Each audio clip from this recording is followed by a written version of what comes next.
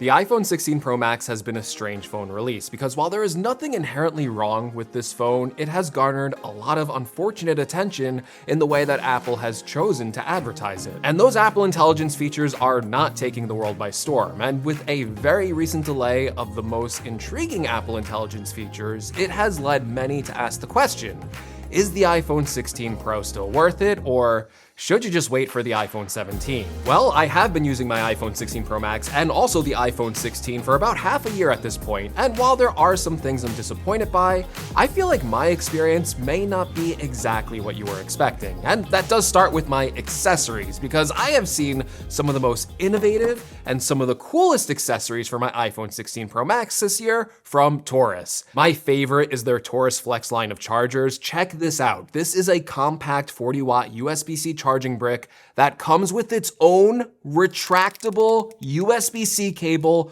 built right in. That is so cool. I carry this with me everywhere because it's so easy to just throw in my bag or in my pocket, and with no tangled cords, it is the perfect charger for packing on a trip. And I can charge my iPhone 16 Pro Max or really any of my Apple devices without worrying about packing a cable, and if I do, I can charge 2 devices at once, and that is so handy with this built-in USB-C port. And to extend your battery life, check out the Taurus Mini Mag power banks. They have a super slim, lightweight 5,000 milliamp hour option for ultimate portability for daily use or short outings, and a higher capacity 10,000 milliamp hour version to power those extended trips. And of course, I have to keep my iPhone 16 Pro protected, which is why I have been using these O-Stand Taurus cases since launch. They have great protection, are super durable, they look cool, and yes, they protect the camera button. And they also have this ingenious O-Stand where you can easily hold your phone with it, and you can prop up your phone as well, so you can just set your iPhone down to watch a video. So to get your own Taurus accessories for your iPhone, check out the link in the description below,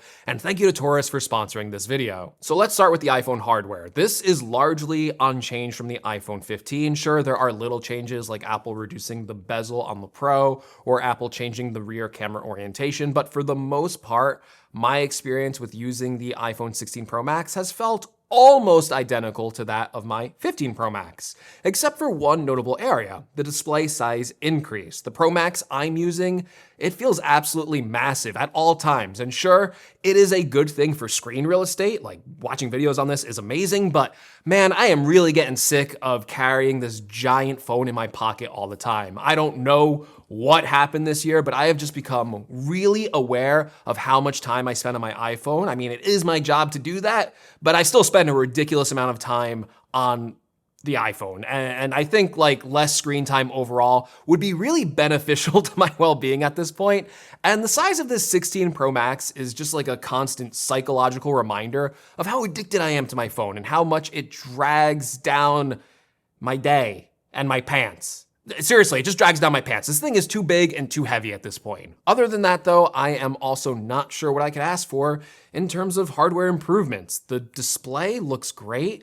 I think the obvious fix for like normal iPhone models is they could incorporate things like a faster refresh rate to make the animation smoother, but in terms of the Pro, I mean, it has almost everything I want. I guess if I could be like greedy, a brighter display is always something you can ask for. You're gonna appreciate that in direct sunlight. A better anti-reflective coating could be a nice option, something like the nano texture displays that Apple offers on the iPad Pro. I think that is something I would add to my iPhone if it was an option given to me at checkout, and it would be a better experience to use that in outdoor use. The one area I can say where I'm happy with overall though, opting for the bigger phone, is with my battery life. This has probably been the best battery life I have ever had on a smartphone, but that still doesn't mean it's completely perfect. I mean, every iPhone I get, it always starts off pretty good, but after 6 months of use, you do start to notice the signs of battery aging, and I am starting to notice that my iPhone isn't lasting me through a full day like it used to. Yes, this is probably a self-inflicted wound. I mentioned earlier, I am constantly using my phone all the time. I have run through the battery cycle like crazy,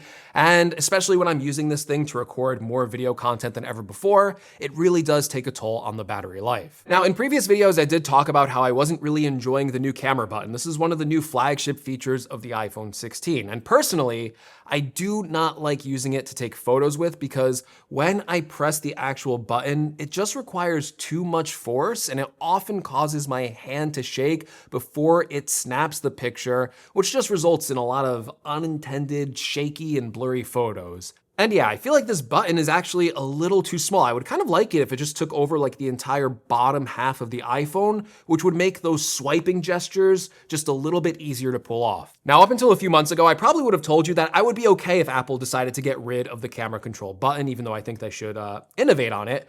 But the one thing that did kind of change my mind was when I was testing the iPhone 16e, because what happened? Well, I kept instinctively trying to press the bottom right of the iPhone to open up the camera app. So even though I haven't really gotten into the habit of taking photos with the camera control button, I have gotten into the habit of using it as a way to quickly open my iPhone camera. And I don't really keep the camera app on my home screen anymore. So even just as a button to quickly get into the camera app, that has kind of proven to be valuable. And yeah, after 6 months, it has changed my habit on how I use all my iPhones to the point where if it's not there, I miss it and it confuses me. Now, big iPhone feature every year is the camera. And for the most part, my experience with the camera itself has been really good. And I've been happy with the last few iterations of cameras from the 15 to the 14 and now the 16 Pro.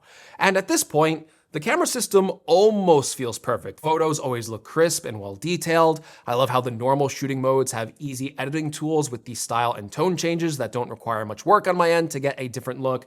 And of course, I love using the Pro RAW modes when I want to get a lot of detail and a lot of flexibility in how I edit my photos. The main wide-angle sensor continues to take great photos. The improved 48 megapixel resolution on the ultra-wide isn't exactly a game changer, but it offers more detail than it did before. I have also liked the continued software improvements by Apple to make log footage even easier to work with updates to their third-party Final Cut Pro camera software, which you can now shoot in compressed H.264 log for much smaller files, while still retaining a lot of the color control you get with log footage.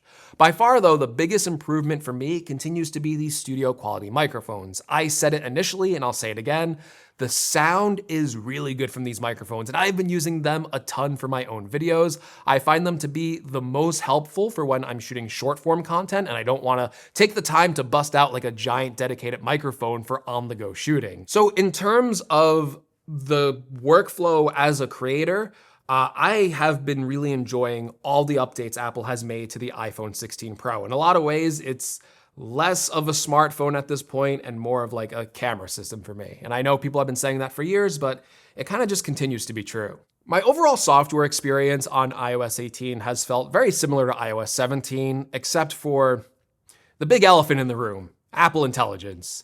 Now, Apple Intelligence overall has features that work. Like writing tools, the feature works. It's pretty basic, but it works. There's also a couple unique tools like Genmoji, which I do think does a good job replicating what emojis look like. And it's a feature that I thought I would be using a lot more, but I kind of don't, just because it takes a lot of time to generate these emojis. And when you're messaging people, I think the appeal of emojis is that they're kind of fast and quick ways to represent expression. So if it takes like 5 or 10 seconds to generate an emoji, you kind of don't use it. Even if you like pre-plan to make these emojis and then use them in conversation, it's just not something I find myself doing. I feel like the pre-selected emojis usually do a good job and I'm not usually hunting one down. So even though it's a cool feature and it works well, this is probably one of the best image generation tools of Apple Intelligence, it's not something that I find that useful. The other things that I do like about Apple Intelligence, though, are kind of like all the automatic things that happen in the background. Things like summaries for message or email are sometimes helpful, sometimes funny and wrong, but again, they really haven't changed dramatically the way I use my phone. I would say the thing I'm enjoying mostly from this automatic system is something new in iOS 18.4, which just came out, which is priority notifications. They just kind of keep those more helpful, timely notifications front and center on your iPhone. And that's the part of Apple Intelligence I appreciate. It's not like a massive improvement or something that's going to change your experience in a dramatic way, but when it is helpful, when it does help you out in those like every little day scenarios, it does start to add up and you do start to appreciate that the feature is there. By far though, the biggest user experience change for me with Apple Intelligence is the ChatGPT integration into Siri. I feel like this has actually been a game changer for me. And this is something I have really started to use every single day. I ask ChatGPT on Siri for a lot of quick information, like pop culture information, historical information, facts, calculation, and just general knowledge or random questions that pop in my head throughout the day. And it just shoots out a much more detailed oriented response than Siri does, and follow-up questions often result in much better results. And at this point, I almost wish Apple would give you the option to kind of just disable Siri and completely rely on ChatGPT responses, because they are that good. And there are a few times where you're just asking like a general question and it does kick it to Siri, like Siri is able to answer that question, and the answer isn't like as detailed or as nuanced as you would want. So in a way, give us the option to disable Siri and just kind of rely on ChatGPT at this point. I think it would actually be a really cool feature. And yes, I know these are things you could just do by opening up the ChatGPT app, and you can get like an even more detailed response when you're using the ChatGPT app. But the thing I like about ChatGPT being baked into Siri is it does kind of offer you a more simplified and scaled back question that's less wordy. I find like when I use the ChatGPT app and ask it questions, it always gives you like this really long, detailed explanation, and it kind of like walks you through the process of how it found the information. And that's not something I want all the time. Like sometimes I just want it to give me like a paragraph answer, and ChatGPT can give you like an essay sometimes. But when you use it in the Siri integration, it always just spits you out that quick paragraph. So in a way, that's a better user experience when you're looking for quick information on the go, which is what you want when you're using a voice assistant. So yes, while Apple definitely has had some major misses with Apple Intelligence, like it should not have been overhyped or as overused in their advertising campaign. They should not have shown off the personal Siri features if it was not able to ship. I already covered that before. But in terms of the Apple Intelligence features that are shipping on this iPhone, there are some useful ones. There are some good ones that do add to a better user experience on the iPhone over older phones that don't have it. The problem is, these features are on the iPhone 15 Pro, so it's not even exclusive to the 16 Pro. And when you look at the update from the 15 Pro to the 16 Pro, is this a huge monumental update? No, but it does fix some issues I had with the 15 Pro, and small changes like better battery life, better performance, better microphones, improvements to the camera are things that do make this iPhone upgrade worth it to me. And I think a big problem for most users isn't that the iPhone 16 is a bad phone, it's that their current iPhone is probably still really good. And that is probably the biggest problem for Apple going forward. Where do they go from here to make these iPhones really that big of an upgrade? Sure, you can rearrange how the cameras are on the back, you can shrink the front of the dynamic island, you could shave a few more millimeters off the bezel, you could change the materials, you can make it lighter, you could change the colors, but at the end of the day, an iPhone 17, an iPhone 18, the iPhone 20, they're gonna kind of be the same experience as this phone. And this isn't some problem with Apple, it's kind of just how everything eventually works as it starts to get perfected. I mean, look at the different styles of cars, refrigerators, and microwaves. There's different styles for sure, but the core principles of how these objects look and function don't really change in any meaningful or radical ways. Now, I don't want you to read into that statement and take away pessimism, and I don't want you to take away from that statement that this is some sort of excuse that I'm giving Apple to keep their design the same forever. And I'm sure there's a million little tweaks that Apple could do to make this a better product. Like, I can definitely think of a few areas that I would change right now. I would love to see an improved front-facing camera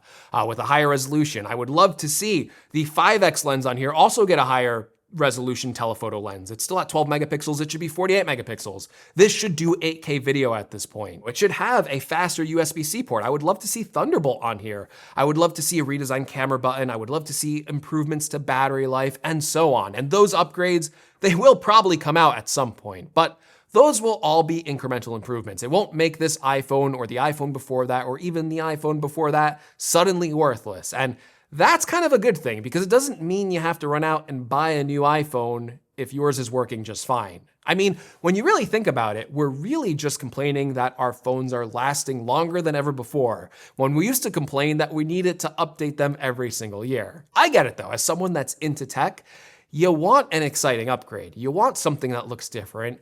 And if that is you, you should probably wait to see what the iPhone 17 Pro has to offer, considering that is rumored to be getting some sort of design upgrade.